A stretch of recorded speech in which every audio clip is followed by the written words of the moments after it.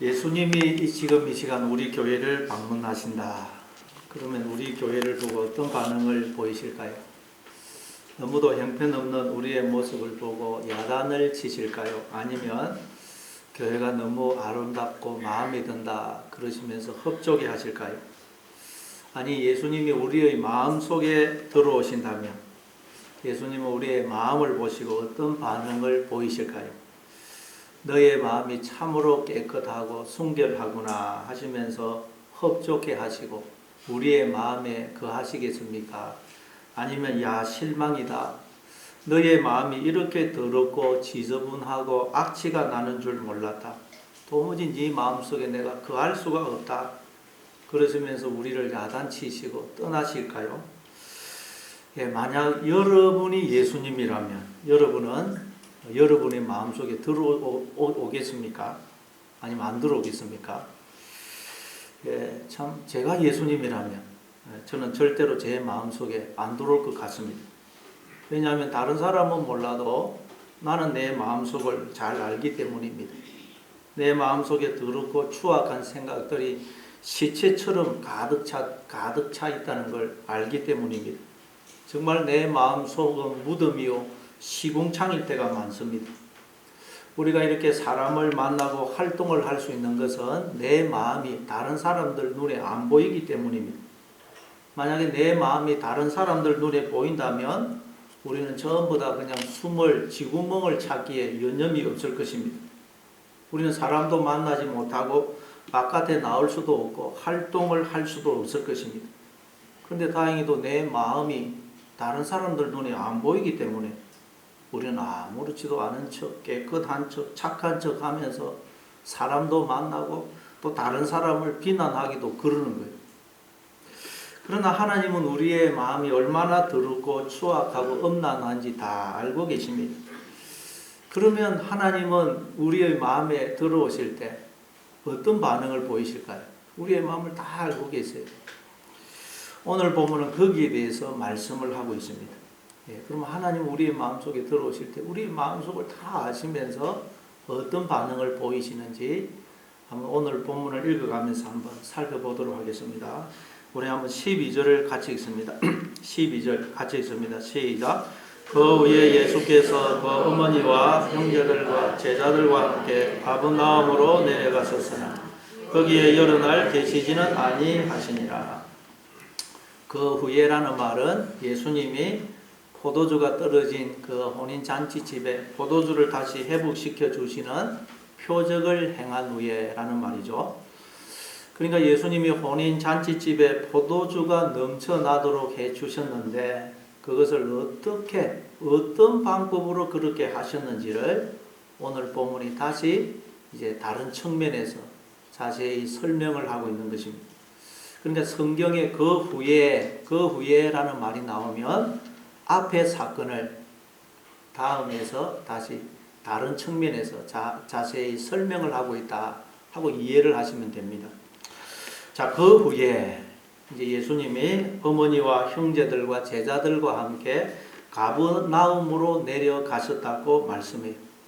예수님은 그동안 갈릴리 나사렛에서 사셨죠. 근데 이제 공생애를 시작하시면서 갈릴리 가버나움으로 이사를 가십니다.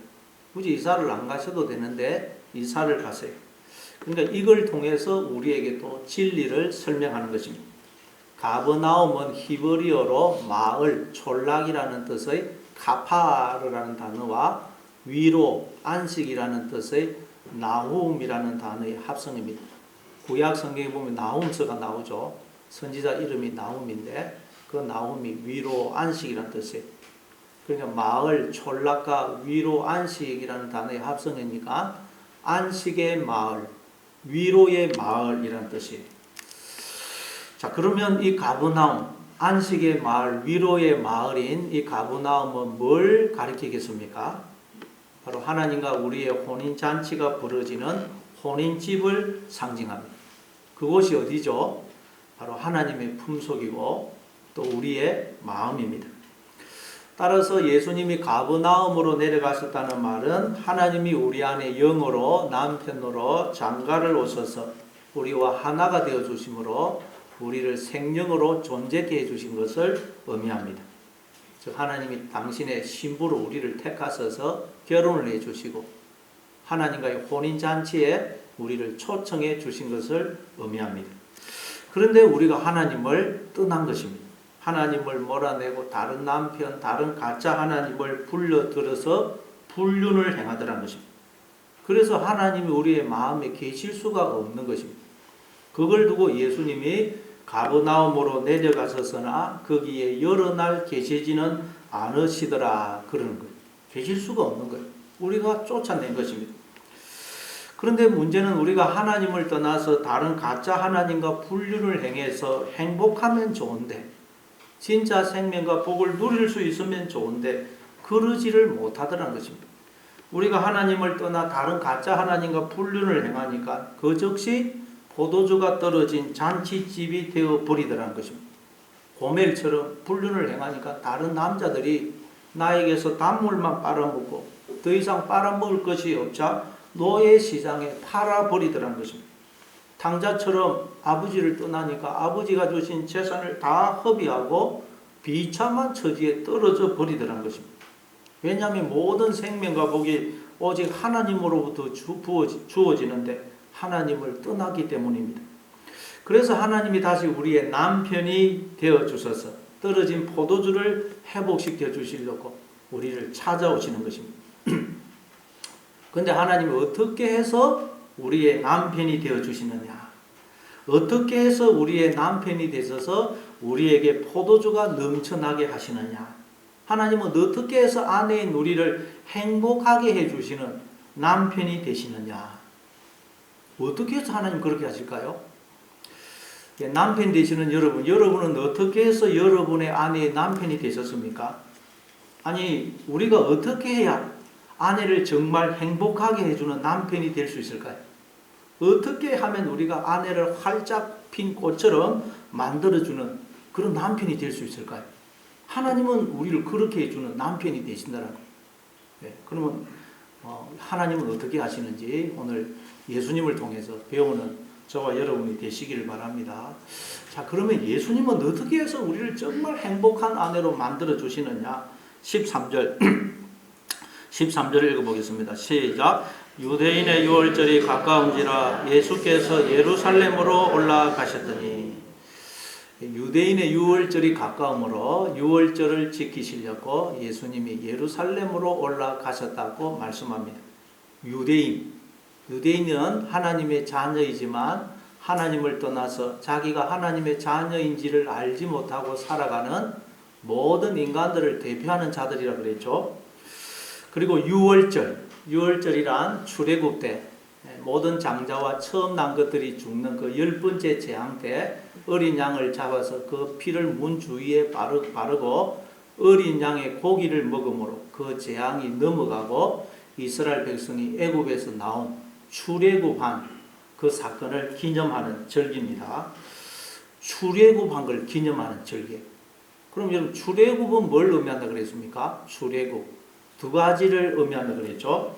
첫째는 원래 없음이었던 우리 안에 하나님이 영으로 남편으로 장가를 와주셔서 하나가 되어 주심으로 우리를, 없음이었던 우리를 있음의 세계, 존재의 세계, 생명의 세계, 하나님의 세계 안으로 이끌어 주신 것을 의미해요.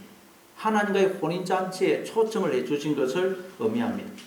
그러니까 모든 인간들, 이 세상에 태어난 모든 인간들은 출애굽을 한 것이 출애굽. 하나님과 결혼을 하여 출애굽을 한 것입니다. 그런데 인간들이 하나님의 이 세계 안에 있으면서 그 속에서 스스로 자기의 주인이 되려고 자라는 왕국, 그게 무덤이고 애굽입니다. 그 무덤을 만들고 애굽을 만들고 그 속에 기어들어가더라. 그래서 하나님이 계속 우리를 거기에서 끄집어내 주시는 거예요. 그게 출애굽의 두 번째 의미입니다. 따라서 유대인의 유월절이란 뭘 상징하겠어요? 하나님이 장가를 오셔서 결혼을 해주심으로 하나님과의 혼인잔치에 초청을 받았지만 하나님을 떠나 다른 가짜 하나님과 불륜을 행함으로 포도주가 떨어져 버린 그런 혼인잔치처럼 되어버린 우리의 인생을 가리키는 인생. 우리는 혼인잔치에 초청을 받았는데 하나님을 떠남으로 포도주가 떨어져 버린 인생이 된 것입니다. 그걸 유대인의 유월절로 설명하는 거예요. 포도주가 떨어진 잔치집처럼 기쁨과 감사와 만족이 없고 허무하고 공고하고 외롭고 쓰디쓴 우리의 인생, 그게 지금 유대인의 유월절이에요. 유월절. 그래서 하나님이 다시 우리의 남편이 되어주심으로 포도주를 회복시켜 주시려고, 우리를 행복한 아내로 만들어 주시려고 우리를 찾아오시는 것입니다. 그걸 두고 유대인의 유월절이 가까움으로 그 유월절을 지키려고 예수님이 예루살렘으로 올라가시더라 그러는 것입니다. 왜냐하면 예루살렘 그러면 그 예루살렘 성과 성전을 가리킵니다. 근데 우리가 하나님의 성이고 우리가 하나님의 성전이죠. 그러니까 예수님이 예루살렘에 올라가셨다는 말은 하나님이 우리의 남편이 되시려고 우리를 찾아오시는 것을 의미합니다. 자, 그런데 이제 예수님이 그 예루살렘 성전에 올라가셨더니 그 성전이 어떤 상태냐? 하나님이 우리를 찾아오셨더니 우리의 마음이 어떤 상태냐? 우리의 마음이 어떤 상태입니까? 자, 그게 14절이에요. 14절 우리 같이 읽습니다. 시작. 성전 안에서 소와 양과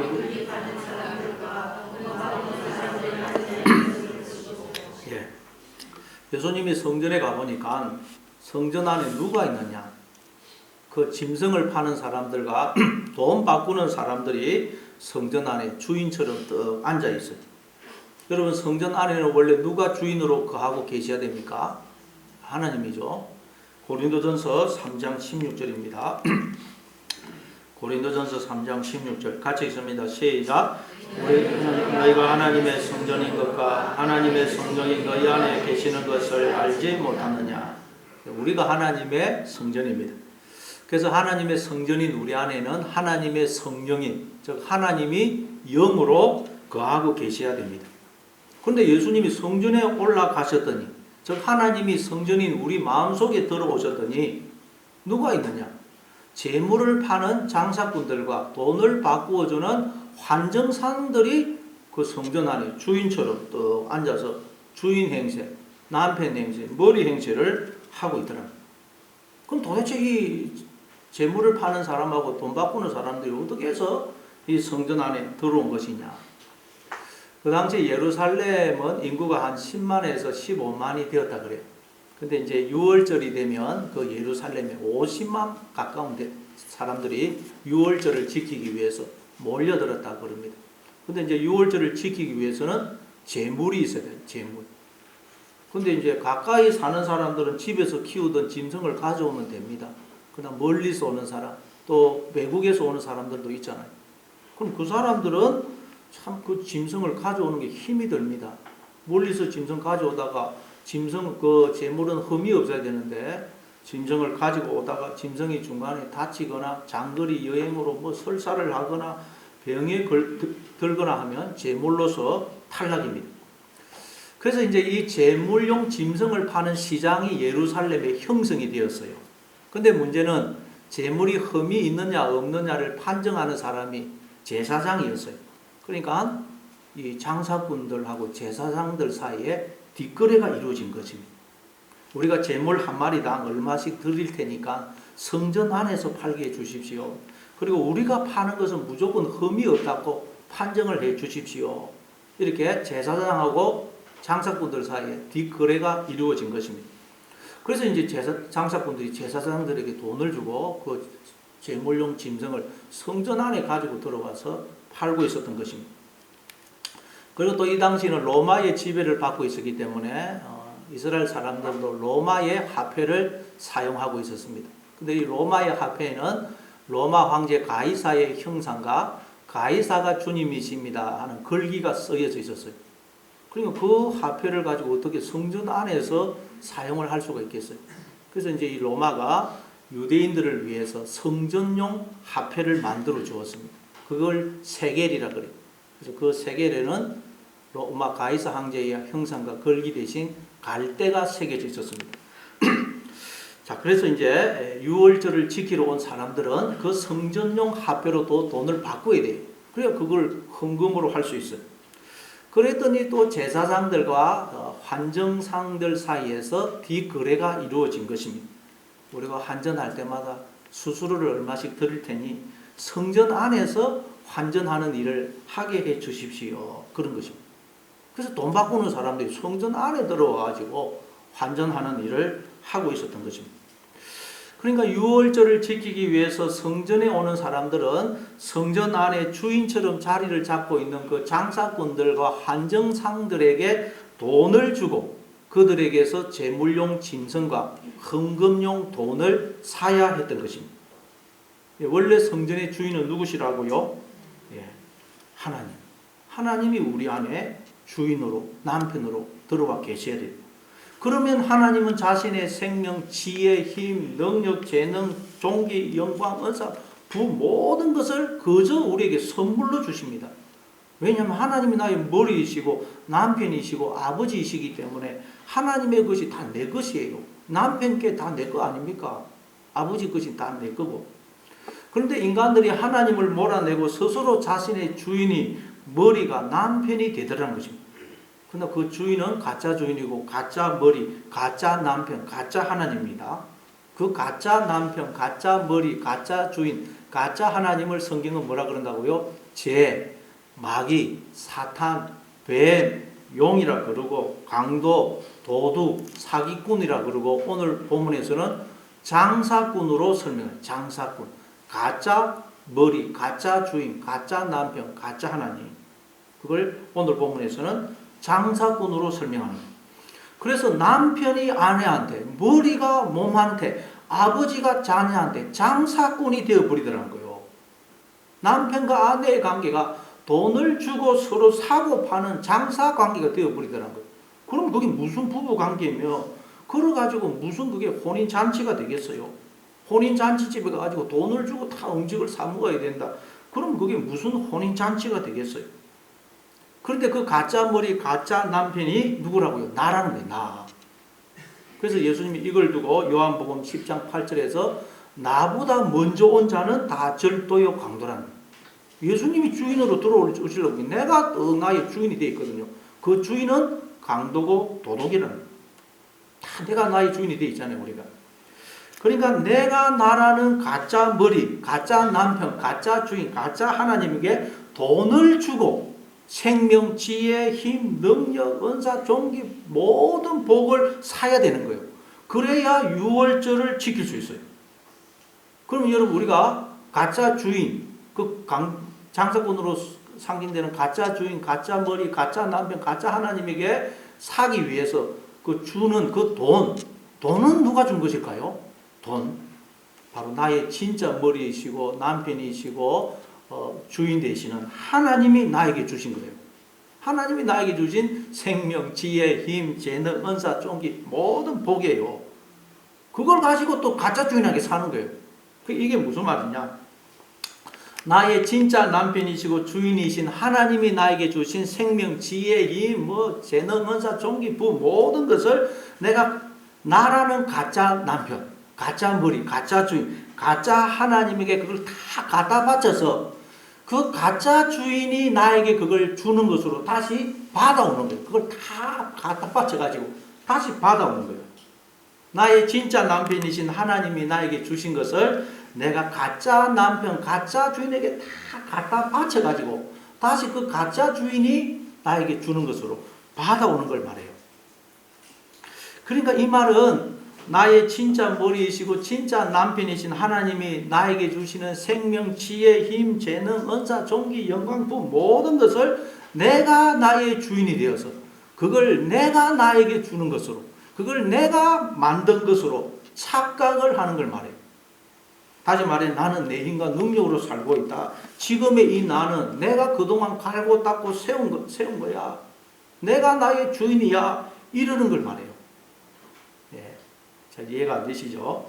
자, 이걸 요한계시록 13장에서 가면 이렇게 또 설명을 하고 있습니다. 요한계시록 13장 16절부터 18절. 자, 요한계시록 13장 16절부터 18절. 같이 읽습니다. 시작. 그가 모든 자, 곧 작은 자나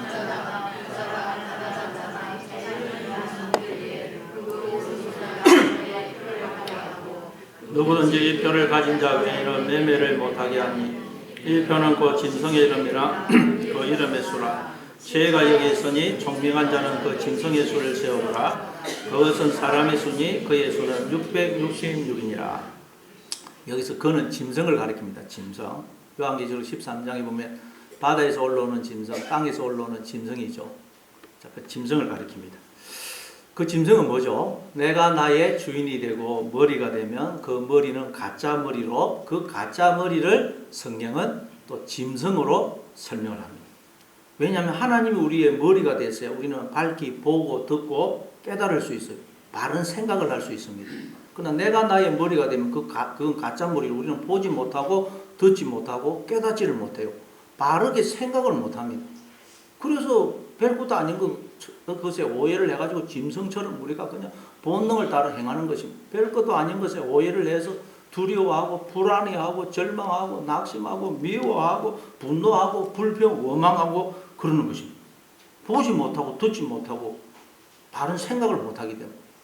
그래서 헬렌 켈러도 보지 못하고 듣지 못하고 말을 못하던 헬렌 켈러도 설리번 선생이 만나기 전에 어떻게 했나도 그래요. 짐승처럼 막 그렇게 살았다. 왜? 보지 못하고 듣지 못하니까 생각을 못하거든 제대로. 그랬다는 거예요. 예, 우리가 내가 나의 주인이 되고 머리가 되면 우리가 다 그렇게 된다는 거예요. 그래서 오해를 해가지고 그냥 두려워하고 절망하고 낙심하고 미워하고 분노하고. 왜 그렇다고요? 내가 나의 머리가 되어서 가짜 머리를 단 짐승의 머리를 달아가지고 보지 못하고 듣지 못하고 깨닫지를 못해서 그렇다는 거예요. 그 가짜 머리를 짐승이라고 해요. 그러나 하나님이 나의 머리가 되시면 우리는 밝히 보고 듣고 바르게 생각을 하게 돼요. 그래서 항상 기뻐하고 감사하고 만족하고 용서하고 사랑하면서 살게 돼요. 하나님의 세계를 살게 됩니다. 그러나 내가 나의 주인이 되면 우리는 보지 못하고 듣지 못하고 깨닫지 못하는 짐승처럼 살게 되는 것입니다. 그래서 이제 그 짐승이 모든 자에게 표를 받게 하더라 그래요. 표를 받는다는 말은 너는 내 소유고 너는 나의 통치를 받는 자야 그런 뜻이에요. 그러니까 짐승이 표를 받게 한다는 말은 무슨 뜻이겠어요? 내가 나의 주인이 머리가 되어서 내가 하나님 없는 생각을 하는 걸 말해요. 내가 나를 다스려서 하나님 없는 생각을 하는 걸 짐승이 표를 받게 하더라. 그래서 이 표를 가진 자 외에는 매매를 하지를 못합니다. 이 표를 가진 자만 매매를 해요. 장사를 해요. 그러니까 여러분 유월절을 지키기 위해서 돈을 주고 짐승에게서 재물용 짐승과 헌금용 돈을 즉 생명, 지혜, 힘, 재능, 은사, 종기 모든 것을 이렇게 사는 것을 이야기하는 거예요. 표를 받은 자만 매매를 하더라는 말은. 즉 나의 진짜 머리이시고 진짜 남편이신 하나님이 나에게 주신 생명, 지혜, 재능, 은사, 종기, 부 모든 것을 가짜 남편이고 가짜 주인인 가짜 하나님인 짐승에게 그걸 갖다 바쳐서 짐승이 그걸 나에게 주는 것으로 다시 받아오는 걸 말해요. 하나님이 주신 걸 우리가 다 가짜 남편, 가짜 주인한테 갖다 바쳐가지고 그 가짜 주인이 나한테 주는 것으로 받아오더라는 거예요. 인간들이. 하나님이 주신 걸 다 바쳐가지고 그 가짜 주인이 주는 걸 받아와요. 이게 인간이네, 인간. 기가 찰 노릇이죠. 자, 이걸 호세아 2장 8절에서 이렇게 말씀합니다. 호세아 2장 8절. 같이 읽습니다. 시작. 곡식과 새 포도주와 기름은 내가 그에게 준 것이요 그들이 바알을 위하여 쓴 은과 금도 내가 그에게 더하여 준 것이거늘 그가 알지 못하더라. 하나님이 주신 것을 가지고 우리가 다른 남자 바알이라는 다른 가짜 하나님과 불륜을 행한다. 불륜. 이게 뭐냐? 하나님이 주신 생명, 지혜 모든 걸 가짜 주인, 가짜 남편에게 바쳐서 가짜 남편이 나에게 주는 것으로 다시 받아오는 것. 즉 나는 내 힘으로 살고 있다. 나에게 주신 생명, 지혜 이거 모든 거 내가 만든 것으로 내 거야. 내가 나의 주인이야. 그러고 있는 걸 이야기하는 거예요. 그게 뭐라고요? 짐승의 표를 받은 것 말이에요. 표를 받은. 그래서 이 표는 짐승의 이름이라 그 요한계시록 한번 좀 펼쳐 넣어 주십시오. 13장. 그래서 이 표는 짐승의 이름이나 그 이름의 수라 그래요. 그러니까 짐승이 표를 준다는 말은 무슨 뜻입니까? 짐승이 자기의 이름을 준다는 말이에요. 짐승의 표가 짐승의 이름이나 이름이 수라고 되어 있죠. 밑에 나오겠죠. 이 표는 꼭 짐승의 이름이나 이름의 수. 그러니까 짐승이 표를 받게 한다는 말은 무슨 뜻이에요? 짐승이 자기의 이름을 준다는 걸 말해요. 원래 여러분 우리는 하나님이 자신을 우리에게 이름으로 주셔서 하나님을 이름으로 가진 자들입니다. 그래서 하나님을 이름으로 가져서 하나님의 자녀, 하나님의 신부, 하나님의 몸, 하나님의 백성이 된 거예요. 하나님이 당신을 이름으로 주셔서 우리가 하나님을 이름으로 가짐으로 존재가 된 거예요. 존재. 그런데 하나님도 또 우리를 당신의 이름으로 삼으세요. 그래서 누구의 남편, 누구의 아버지, 누구의 주인. 하나님은 또 우리를 이름으로 삼으세요. 그래서 우리를 통해서 불림을 받기를 원하십니다. 이처럼 하나님이 우리의 이름이 되시고 우리가 또한 하나님의 이름입니다. 따라서 우리가 하나님을 떠나면 우리는 이름이 없는 자가 되는 것입니다. 그래서 하나님을 떠난 세상 사람들은 인류 역사 내내 내 이름이 뭐지? 나는 누구지? 아무리 연구를 해도 찾지를 못해요. 이름이 없는 이름. 내가 누군지를 모르는 것입니다. 뿐만 아니라 우리가 하나님을 떠나면 우리도 이름이 없는 자가 될 뿐만 아니라 하나님도 이름이 없으시는 분이 돼요. 왜? 우리가 하나님의 이름이거든요. 하나님도 이름이 없으신 분이 됩니다. 그래서 모세가 하나님께 이름을 물었을 때 하나님이 이름을 뭐라고 답을 하셨죠? 네, 나는 스스로 있는 자니라. 에허예 아셀 에허예. 정확하게 번역하면 나는 존재하는 나로 존재하는 자다. 정확하게 보면 그런 뜻이라고 그러죠. 나는 존재하는 나로 존재하는 자다. 앞에 나는 하나님, 존재하는 나는 존재하고 있는 저와 여러분. 그러니까 하나님은 어떤 분이냐? 나와 하나가 되어 주심으로 우리를 하나님의 그 생명의 그 존재에 참여하게 하실 뿐만 아니라 하나님은 또 나를 통해서 당신의 존재를 드러내시는 분이라는 거예요. 나와 하나가 되어 주셔서 나를 하나님의 생명과 존재에 참여하게 하실 뿐만 아니라 나를 통해서 당신의 존재를 드러내시는 분이라는 거예요. 그래서 내가 존재하지 않으면 하나님도 존재하지 않으시게 된다는 거예요. 물론 하나님은 계시죠. 내가 존재하지 않아도 하나님 계십니다. 그러나 내가 존재하지 않으면 그 하나님도 나한테는 존재하지 않는 것과 같다는 거예요. 왜? 나를 통해서 존재를 드러내시거든. 그런데 어느 날 보니까 내가 또 존재하고 있네요. 어떻게 해서 내가 이렇게 존재하느냐? 하나님이 나와 하나가 되어 주심으로 하나님의 그 생명의 존재에 나를 참여하게 하셨을 뿐만 아니라 하나님이 나를 통해서 당신의 존재를 드러내고 계시더란 거예요. 이처럼 하나님이 나의 이름이 되시고 또 내가 하나님의 이름이라는 거예요. 이게 하나님이 우리에게 이름을 주셨다라는 말의 뜻이에요. 하나님이 내 이름이 되시고 우리가 또 하나님의 이름이에요. 근데 짐승이 표를 주는데 그 표가 짐승의 이름이라는 말은 짐승이 내 이름이 되고 내가 또 짐승의 이름이 된다는 거예요. 다시 말해 짐승과 내가 머리와 몸의 관계, 남편과 아내의 관계로 하나가 되어버린 거예요. 이름을 준다는 말은 하나가 된다는 말이에요. 머리와 몸의 관계, 남편과 아내의 관계.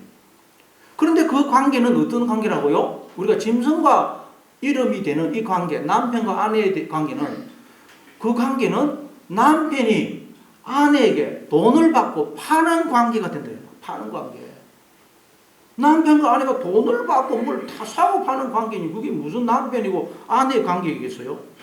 돈 받고 뭐 하면 그건 다 남남입니다. 그건 불륜이에요. 그러니 거기에 무슨 기쁨과 즐거움과 행복이 있겠어요?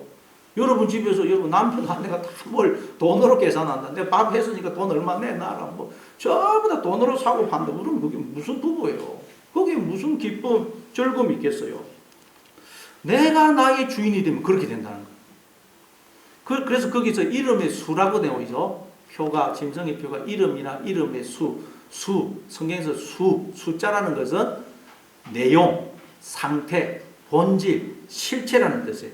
이름의 수라는 말, 이름의 내용, 이름의 본질, 이름의 상태, 이름의 실체라는 뜻이에요. 자, 그럼 이 이름의 실체가 뭐냐? 이름의 내용이 뭐냐? 짐승이 우리에게 이름을 주는데 그 이름의 본질이 뭐냐? 실체가 뭐냐? 상태가 뭐냐? 자, 그걸 이제 18절, 우리 다시 한번 읽어보겠습니다. 18절. 요한계시록 13장 18절 같이 읽습니다. 시작. 지혜가 여기 있으니 총명한 자는 그 짐승의 수를 세어보라. 그것은 사람의 수니 그의 수는 666이더라. 지혜가 있으니 총명한 자. 총명한 자는 어떤 자겠어요? 하나님을 머리로 가진 자. 하나님의 마음을 품은 자. 나는 원래 웃음인데 하나님이 나와 하나가 되어 주심으로 내가 하나님의 그 생명과 존재에 참여하고 있는 것이구나. 나는 나의 주인이 머리가 아니구나. 하나님이 나의 주인이시구나. 나는 하나님을 떠나면 존재할 수가 없는 자구나 하는 것을 알고 머리 대신 하나님의 뜻에 전적으로 순종하는 하나님의 몸으로 살아가는 사람, 하나님의 마음을 품은 자를 말해요. 그 사람은 짐승의 수라는 것이 내용, 본질, 실체, 상태라 그러죠. 그 짐승이 주는 그 이름의 내용, 본질, 실체, 그걸 다 안다는 거예요. 파악을 한다는 거예요. 그래서 그 수를 세어보니까 그것은 짐승의 수로, 그 수가 사람의 수인데 666이더라는 거예요. 짐승이 나에게 주는 그 이름의 실체, 본질이 뭐냐? 사람의 수인데 666이더라는 거예요. 자, 7이라는 것은 하나님을 상징합니다. 7이라는 것은 하나님을 상징. 그럼 6은 뭐겠어요? 스스로 자신의 주인이 되려고, 스스로 하나님처럼 되려고, 하나님을 떠나 스스로 자기의 주인 행세, 하나님 행세하느라 애를 쓰고 있는 우리 인간을 상징하는 인간. 666이라는 것은. 여러분, 하나님과 내가 하나 되면 우리도 777이 돼요. 애쓸 필요가 없습니다. 하나님과 하나 되면 우리는 777이 돼요. 하나님의 그 생명과 존재와 모든 복에 참여합니다. 근데 인간들이 하나님을 떠나 스스로 자신의 주인이 되려고, 머리가 되려고, 하나님처럼 되려고 하나님을 떠나서 애를 쓰는데 아무리 애를 써도 7의 자리에 이르지를 못하더라는 거예요. 6이 어떻게 7이 되겠어요? 6은 영원토록 6입니다. 그런데 인간들이 너무 기가 막히게 자기의 주인 행세, 하나님 행세를 하고 있기 때문에 다른 사람도 쏟고 자기도 자기에게 쏟더라는 거예요. 쏟고. 그걸 두고 짐승의 표를 받았다는 거예요. 짐승의 표. 그 짐승의 표가 짐승의 이름인데 그 실체, 짐승의 그 수의 실체, 내용, 본질을 알아보니까 그건 666이더라는 거예요. 777이 아니더라는 거예요. 하나님 흉내를 내고 있는 것이더라는 거예요. 다시 말해 인간들이 하나님을 떠나 스스로 자신의 주인 행세, 머리 행세, 하나님 행세를 너무 기가 막히게 해가지고 다른 사람도 속이고 자기도 다 속아요. 자기가 자신의 주인인 줄 알아요. 자기는 자기의 힘과 능력으로 살고 있는 줄 착각해요. 그러나 아무리 해봐도 자신의 주인이 머리가 될 수 없는, 하나님처럼 될 수가 없는, 그래서 너무도 공고하고 허무하고 공허하고 포도주가 다 떨어져 버린 상태를 짐승의 표 666을 받았다고 그러는 것입니다. 다시 말해 하나님의 생각으로, 하나님의 생명과 복으로 가득 차야 될 내 마음이 하나님 없는 생각으로 가득 찬 상태. 그래서 포도주가 넘치는 잔치집이어야 될 내 마음이 장사하는 집이 강도의 소굴이 되어버린 상태를 666으로 설명합니다. 짐승의 표인 666을 받았다고 봅니다. 이해가 안 되시는 분은 유튜브 설교를 통해서 여러분 한번 들어보시기 바랍니다. 이걸 오늘 본문이 성전 안에서 장사꾼들과 환정상들에게 돈을 주어서 유월절용 제물과 성전용, 그 헌금용 돈을 사서 유월절을 지키는 것으로 설명하는 거예요. 돈을 주고 사야 되는 게 돈을 주고. 다시 말해 내가 나의 주인이 남편이 되니까 그 남편은 가짜 남편으로 남편과 아내의 관계가 돈을 주고 사고 파는 그런 관계가 되어버리더라는 거예요. 그래서 포도주가 넘쳐야 될 혼인잔치여야 될 우리의 인생이 포도주가 다 떨어져 버린 썩이센 인생이 되어버렸다는 거예요. 썩이센 인생. 그래서 하나님이 다시 우리의 남편이 되어 주시려고 포도주를 그래서 회복시켜 주시려고 다시 우리를 찾아오시는 거예요. 그러면 하나님은 어떻게 해서 우리를 하나님의 그 모든 생명과 복에 모든 기쁨과 즐거움에 참여케 해주시느냐, 어떻게 해서 우리를 아내의 우리를 정말 행복하게 해주시는 남편이 되시느냐, 그게 이제 뒤에 나옵니다. 15절부터 우리 한번 17절까지 읽어보겠습니다.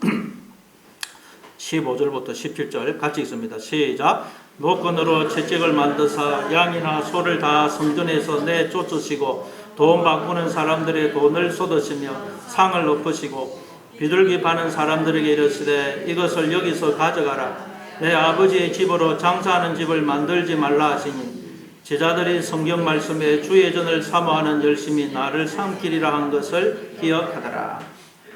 예수님이 그 장면을 보시고는 노끈으로 채찍을 만드사 짐승들을 성전에서 다 내쫓으시고 돈 바꾸는 자들의 돈을 쏟고 상을 엎으시면서 그들에게 이것을 여기서 가져가라. 내 아버지의 집으로 장사하는 집으로 만들지 말라.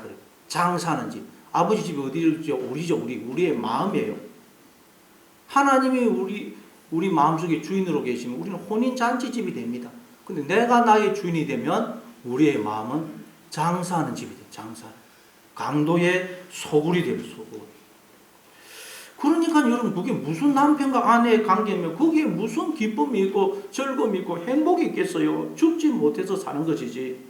그러니까 우리의 인생이 포도주가 다 떨어진 잔치집처럼 기쁨이 없고 감사가 없고 공고하고 허무하고 썬 이유가 뭐라는 거예요? 내가 나의 주인이 되어 있어서 그렇다. 내가 나의 주인이에요. 그러면 그 주인은 가짜 주인, 가짜 남편으로 그 가짜 주인과 나의 관계가 장사꾼의 관계가 돼. 장사꾼의 관계. 장사하는 집이 되어버리고 내 마음이 강도의 소굴이 되어버린다는 거예요. 그래서 예수님이 성전에서 장사꾼들을 다 내쫓으십니다. 근데 여러분 이 당시 성전을 책임지고 있는 자들이 누구죠? 대제사장, 제사장들입니다. 이 당시에는 입법, 사법, 행정이 분리가 안 됐어요. 종교 지도자들이 이 상권을 다 쥐고 있었습니다. 그러니까 예수님이 이 일하면 어떤 일을 당할지, 봉변을 당할지 몰라. 이 일 때문에 그 종교 지도자한테 미움을 받아서 결국 예수님이 십자가에 달려 죽으시는 거예요. 그리고 예수님 그걸 다 아시면서도 죽음을 각오하고 이 일을 행하시더라는 거예요. 죽음을 각오하고. 이거 일을 하면 죽을 걸 알면서도 그 일을 행하시더라는 거예요. 그랬더니 제자들이 예수님의 그 행동을 보고는 구약 성경에 나오는 주의 전을 사모하는 열심히 나를 삼키리라는 그 말씀을 이해를 하더라는 거예요. 예수님이 죽음을 각오하고 무릅쓰고 성전을 막 깨끗게 하시는 모습을 보고는 그 구약 성경에 나오는 그 말씀이 이런 뜻이었구나 이해를 하게 되더라는 거예요. 자, 이 구절이 어디에 나오느냐? 시편 69편 9절입니다. 시편 69편 9절 같이 읽습니다. 시작. 주의 집을 위하는 열성이 나를 삼키고 주를 비방하는 비방이 내게 미쳤나이다. 자, 이건 다윗이 이제 자기 이야기를 하는 것입니다. 근데 이제 성경은 이걸 빌어서 진리를 설명하는 것입니다.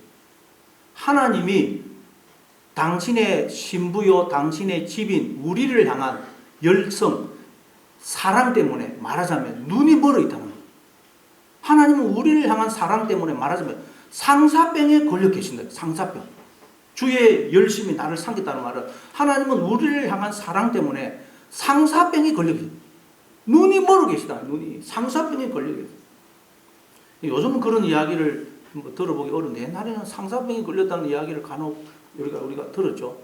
저도 어렸을 때 어머니한테 들었는데 어떤 그 어머니가 아는 마을에 엄마하고 아들이 사는데 그 아들이 어느 여대생을 보고 상사병에 걸렸다.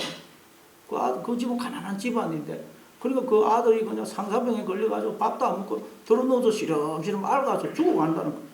그래서 어머니가 그 여대생 찾아가가지고 우리 아들이 아가씨 때문에 상사병에 걸려서 죽어가고 있으니 우리 아들 살려주는 셈 치고 한 번만 우리 아들 만나 주십시오. 그렇게 부탁을 했다는 그런 이야기를 어머니에게 들었어요.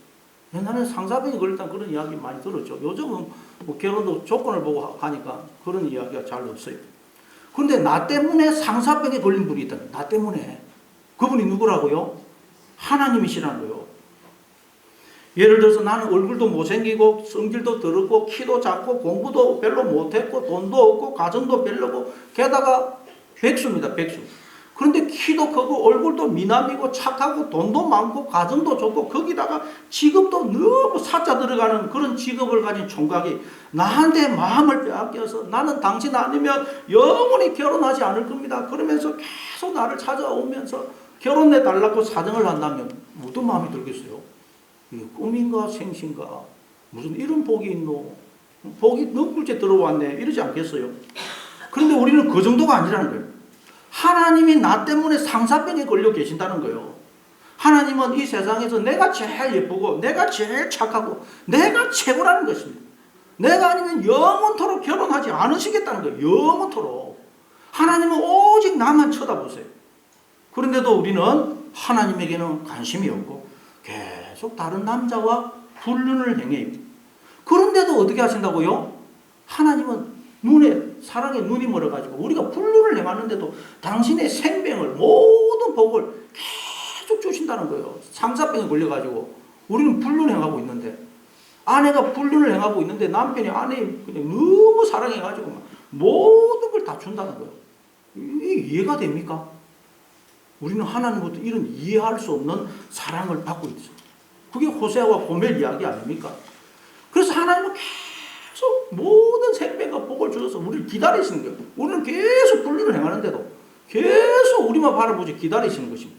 그래서 우리가 이제 고멜처럼 다른 남자들에 의해서 다 버림을 받고 노예 시장에 나와 있으니까 다시 걸어 나와 결혼을 하시려고 나를 찾아오시는 거예요. 창녀인 나한테. 그런데 어떻게 해서 하나님이 나와 남편이 되신다고요? 그게 십자가. 그러니까 내가 다른 남자와 불륜을 행할 때도 하나님은 나를 떠나지 않으시고 나의 머리가 남편이 되셔서 당신의 전부를 주시는, 모든 생명과 복을 주시는 사랑을 계속 베풀어 주신 거예요. 하나님이 상사병에 걸려서 우리는 다른 남자와 불륜을 행하는데도 계속 모든 것을 주시는 사랑을 베풀어 주시는 거예요. 그래서 우리가 그 다른 남자가 나를 사랑하지 않는다는 깨닫고 하나님을 떠나면 나는 사망 속에 떨어질 수밖에 없다는 걸 깨닫고 돌아올 때까지 기다리신다는 거예요. 그렇게 해서 하나님은 우리의 남편이 되어주시네요. 우리의 남편. 이게 이해가 됩니까? 이해가. 하나님이 이런 방식으로 우리의 남편이 되어주시고 우리를 하나님의 모든 생명과 복의 기쁨과 즐거움에 참여하게 하시는 남편이 되시는 남편. 이게 오늘 본문 말씀. 그래서 예수님이 죽음을 각오하고 이 성전을 향한 열심에 사로잡혀서 죽음을 각오하고 성전 안에 들어가시는 거예요. 이게 여러분 모든 인간의 실상이라는 거예요. 인간들은 불륜을 행하고 있는데도 하나님은 막 너무 사랑에 그냥 미쳐가지고 당신의 전부를 주시는 사랑을 베푸고 있는 거예요.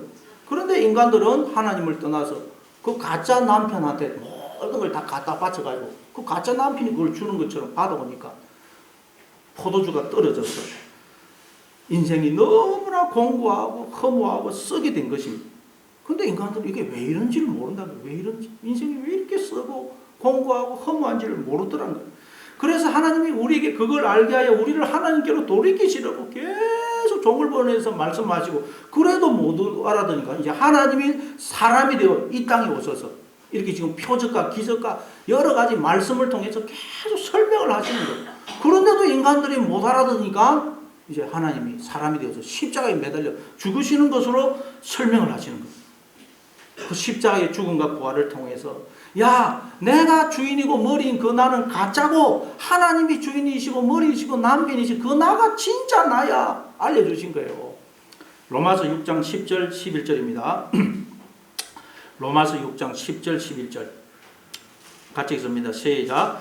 그가 죽으심은 죄에 대하여 단번에 죽으심이요 그가 살아계심은 하나님께 살아계심이요 이와 같이 너희도 너희 자신을 죄에 대하여는 죽은 자요 그리스도 예수 안에서 하나님께 대하여는 살아있는 자로 여길지어다. 예수님이 십자가에서 죽으신 그 죽음은 죄에 대하여 죽으신 죽음이고 살아나신 것은 하나님께 대하여 살아나신 것이라고 말씀합니다. 죄라는 것은 가짜 주인, 가짜 머리, 가짜 남편, 가짜 하나님을 가리킵니다. 그러니까 예수님의 십자가 죽으심과 부활은 내가 주인이고 머리인 그 나는 죽고 하나님이 주인이시고 머리이신 그 나로 살아나는 것을 말해요. 그러니까 우리도 예수님의 그 십자가의 죽으심과 부활을 통해서 우리도 내가 주인이고 머리인 나는 죽고 하나님이 주인이시고 머리이신 나로 부활을 해야 된다는 것. 즉 이제 우리는 죄에 대하여는 죽은 자로 하나님께 대하여는 산 자로 늘 여겨야 된다는 것. 제가 하는 것은 가짜 머리, 가짜 남편. 그 가짜 남편은 말 그대로 가짜입니다. 거짓이라는 거예요. 하나님이 진짜 나의 남편이시고 머리이시고 주인이시라는 거예요. 그러니까 내가 주인이고 머리인 그 나, 가짜 머리가 뱀이 나에게 자꾸 무슨 말을 할 때마다 이건 거짓이다, 가짜다 반응을 안 해야 된다는 거예요. 하나님이 말씀하실 때 거기에만 우리는 반응을 해야 된다는 거예요. 여러분, 내가 나의 주인이 머리가 되어서 하는 하나님 없는 생각들, 두려움, 불안, 절망, 낙심, 허무, 미움, 분노, 정죄, 시기, 질투, 불평, 오만, 그 뭐라고요? 가짜라는 거예요. 거짓이라는 거예요. 허상이라는 거예요. 말하자면 꿈이라는 게 현실이 아니라는 거예요. 그래서 성경 보니까 자꾸 꿈에서 깨어나라, 잠에서 깨어나라 그러죠. 에베소서 5장 14절입니다. 에베소서 5장 14절 같이 읽습니다. 시작. 잠자는 자여 깨어서 죽은 자들 가운데서 일어나라. 그리스도께서 너에게 비추이시리라 하셨느니라.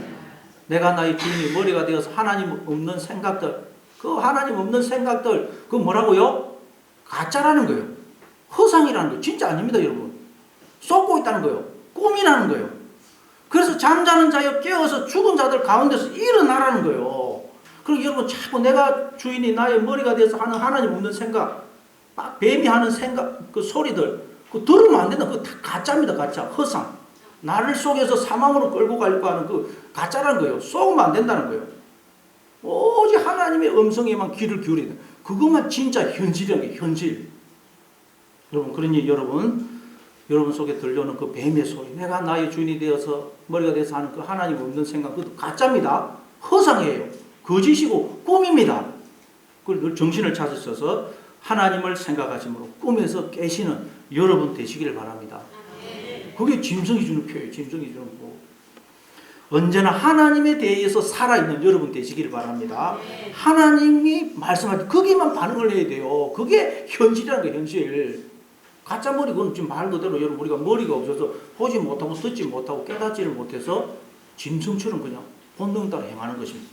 그래서 하나님의 말씀에만 반응을 하는, 하나님이 감사하라, 기뻐해라, 아무것도 두려워하거나 염려하지 말아라 그러면 기뻐하고 감사하고 아무것도 염려하거나 두려워하지 말고 사는 것, 그게 현실입니다. 진짜입니다. 잠에서 깨어나서 현실을 살아가는, 죄에 대해서는 죽고 하나님께 대하여 산자로 살아가시는, 그래서 하나님과의 혼인 잔치로서 인생을 살아가시는 여러분 다 되시를 바랍니다.